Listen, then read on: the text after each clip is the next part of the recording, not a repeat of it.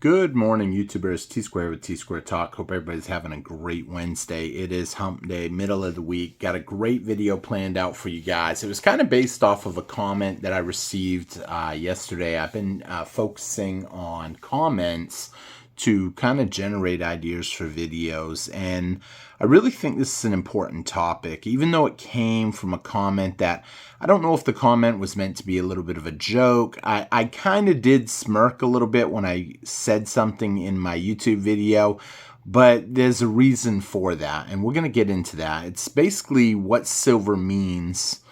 Having silver in your possession, what that really means, and what it means for you, what it means for your family. I think this is a great topic to discuss, especially with everything going on right now. A lot of questions are being raised, recent FBI warnings, recent drones all over the country. A lot of people are wondering what's going on. We're going to get into that today. If you guys enjoy today's video, please take a quick minute, hit that thumbs up button for me, help me out. Leave me a comment, let me know your thoughts. And with that being said, let's get started. Okay, so in yesterday's video, I had made a comment that basically I go paycheck to paycheck. I'm not rich. And I smirked a little bit because the definition of paycheck to paycheck has been a long debated thing for me. What does the term paycheck to paycheck mean? What does the term being broke really mean? You know, when I say I'm broke, a lot of that comes down to fiat dollars. If I say I don't have any money, it's because I don't have fiat dollars. If I say I'm paycheck to paycheck, it means I basically spent all of my fiat cash and now I'm just waiting for the next check.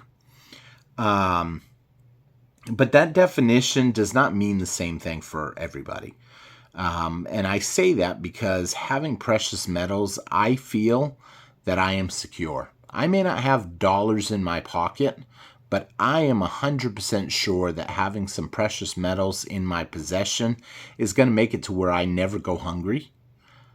I never really need anything. Now, need and want, a lot of people have different definitions of that too. You have to understand the difference of a need and a want. You need food, you need shelter, you need water, you need certain things. Want, I mean, you know, you want maybe steak and lobster, but really you just need a basic meal. You know, understanding these differences really helps with a lot of things in your life, I believe. It helps you focus on saving. It helps you focus on putting away real wealth, like precious metals. You know, so when I make a comment like that, that's basically what I'm saying. I don't have the fiat cash. And the reason that is because I'm a firm believer that gold and silver is real wealth. You know, having money, having fiat dollars, and having real money is not the same thing. It's not. You know, when you go into a casino, you might use poker chips for everything. But you understand that you're not going to take those poker chips home on average unless you mess up. And I have messed up before and taken them home, and then I'm complaining because I took home a couple $100 in poker chips, and what good are they now? And that's it. Once you understand that, though, you understand that you want real wealth. Real wealth is gold and silver. Having a savings account is something that has to preserve your wealth. You know, I got one friend, he's sitting on a few $100,000 now in the bank in cash.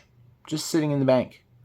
Has no real purpose, I guess you can say. It's a safety net for him, he believes. And he's worked hard to acquire that. He always gets asked too. I find it so funny. The bank is always asking him, where'd you get the money? How come you don't do something with the money? How come you don't invest it? How come you don't buy CDs? How come you don't... He doesn't want to risk it. He doesn't want to risk it. He just wants to have it sitting there, not doing anything. And he thinks that puts him in a safe spot. And to a certain point, as long as this system keeps going the way it has been going, then that's true. He does have a safety net. But I more worry about other things that mainstream doesn't talk about. You know, all these new, I had heard something about a new FBI warning about your messages and how they got hacked and this and that.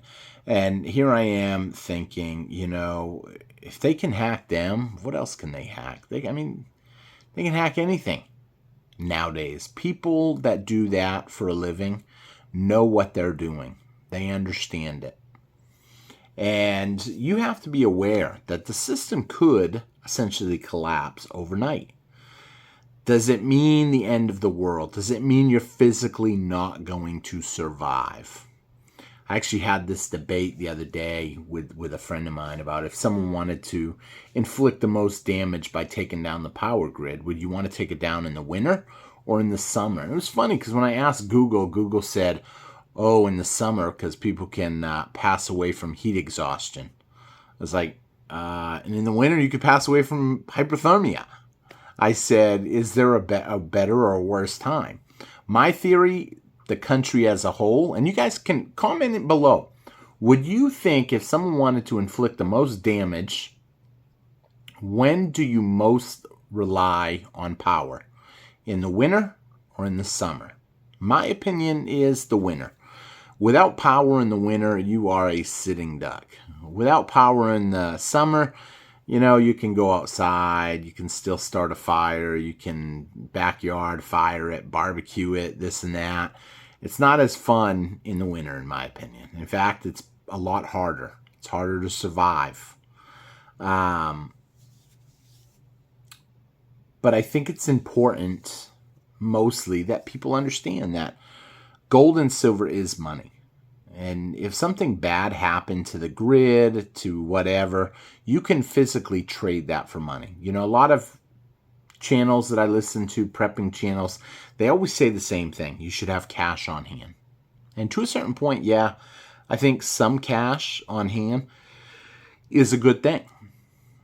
But on the flip side, I think having silver on hand is just as good, if not better. Because I think when the system starts collapsing, people may not want dollars. They may be rushing to try to get anything other than fiat dollars. And once you realize that, you understand that having precious metals means you are never, ever broke. You're never really paycheck to paycheck. I mean, it's a funny thing when you hear it, because what defines it? You know, not everybody has a bank account full of dollars. Not everybody has pockets full of dollars. And you know, for those people that do, hey, great, more the merrier. As for me, I want to save my wealth in something that is preserving my purchasing power. The truth of the matter is, when I spend my money on precious metals, I'm less apt to spend it on other junk. I was kind of disappointed. I was hoping to get to go to the casino this week. And then I ended up getting, it wasn't this week, it was supposed to be next week, but it got moved up and I wasn't prepared, so I didn't get to go. And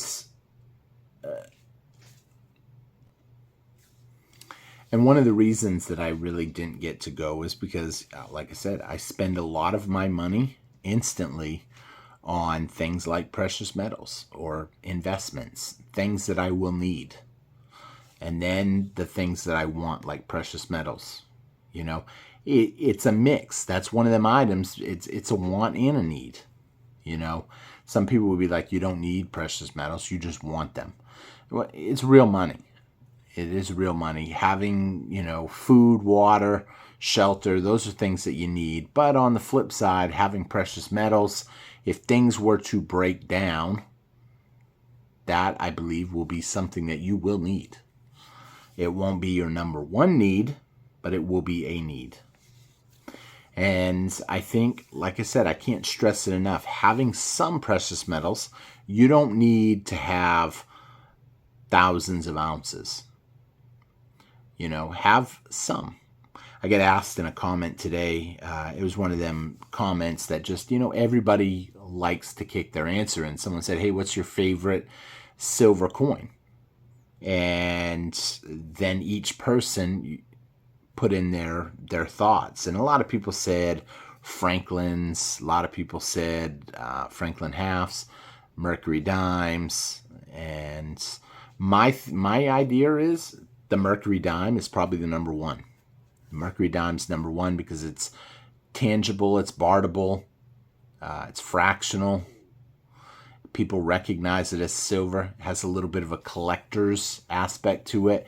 You pull out a Mercury dime in a little plastic and you show it to someone, people know right off what that is. They know it's an old dime, and usually they want it. They like them. I know a lot of girls that actually just like the Mercury dime. They're not even silver stackers. They're not even pro silver. They just think the Mercury dime is a really pretty coin. And it is. Once you realize that I guess all the different features of that, I think it's important that you understand what's going on, what people view, how they view it.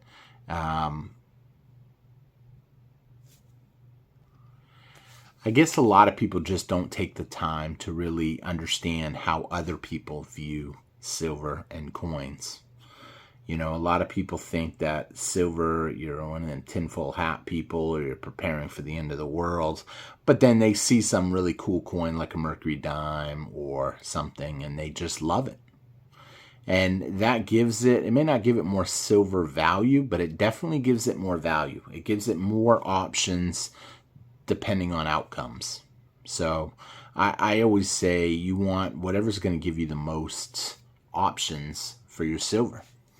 Had a couple people ask me in the comments too about yesterday's video when I talked about bars that are advertisement bars like JM Bullion bars, APMAX bars, or the bars that you see in front of you that I really can't stand pronouncing the name because I have such a hard time pronouncing it. Ashi bars, or however you say it. But someone had asked me, they said, oh, that's a pretty cool bar, but generally they don't like advertisement bars. So these bars right here, I actually picked up only because I picked them up at spot price. They came in a really cool capsule. Not anything special, but it is a capsule. And so having it in a capsule gives it a little bit more of a protection, a little bit more in demand. People realize that if someone took the time to put it in that, it has a little more value. So with that being said, going to wrap up the video here. I know towards the end I was just kind of trying to stretch the video out a little bit by answering a couple other comments. I didn't know how long the video would run. So with that being said, let me know your thoughts, and I thank everybody for watching. Please take a quick minute, hit that thumbs up button, and be your own bank. Invest in precious metals. Take charge of your finances. And I think having a little bit of silver under your belt is going to put you in a way better spot. And you might even get addicted to it. I hate to say that, but it's a good thing if you do. I mean, it's one of the habits that I'd prefer to do. Well, like I said, had I gone to the casino, I probably would have just ended up losing some money. But I already spent my money for the month. And so I didn't really get to go. And then when they moved it up, it just made it a little bit easier because I would have probably sold some precious metals to get to go. But with that being said, thank you all for watching. Hope you enjoyed the video. And I will talk to you again on T-Square Talk. Take care, everybody. Bye-bye.